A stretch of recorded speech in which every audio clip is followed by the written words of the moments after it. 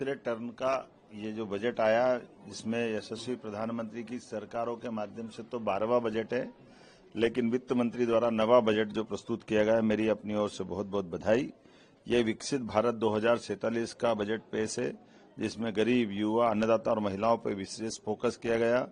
खास करके बजट की जो दिशा और लक्ष्य है, वो लक्ष्य भारत को सशक्त भारत की तरफ ले जाने का है, जिसमें आर्थिक ग्रोथ को बढ़ावा दिया गया है।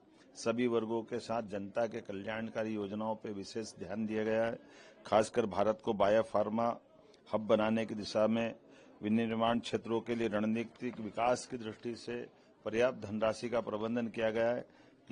क्लिनिकल ट्रायल स्थलों का विकास किया जाएगा, जिसमें 1000 ट्रायल स्तर बनेंगे।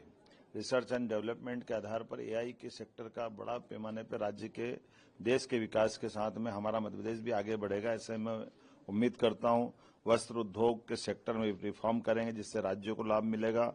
5 लाख से ज्यादा आबादी वाले शहरों का विकास और खासकर इसके लिए 5000 करोड़ का प्रबंधन करने का व्यवस्था की गई।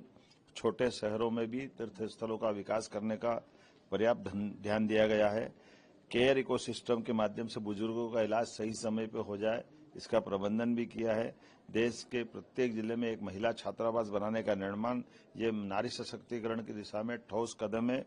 भारत ग्लोबल मैन्युफैक्चरिंग का हब बने, इसके भी पर्याप्त प्रबंधन किए गए हैं। इससे कई वैश्विक देशों की चुनौतियों से निपटने में भी हमारी सरकार सक्षम होगी।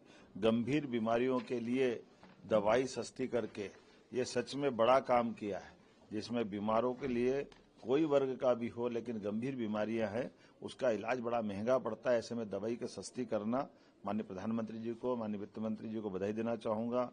खास करके पर्यटन स्थलों पर हजारों गाइड रख करके रोजगार के नए मार्ग को ढूंढने का प्रयास किया गया है। आर्कियोलॉजी की दृष्टि से, पुरातत्व की दृष्टि से जो रिजर्व स्थान है, उनको भी टूरिज्म की दृष्टि से खोलने का जो निर्णय किया गया है, इससे हमारी प्राचीन विरासत को भी लोग जानने समझने के लिए अवसर लेंगे।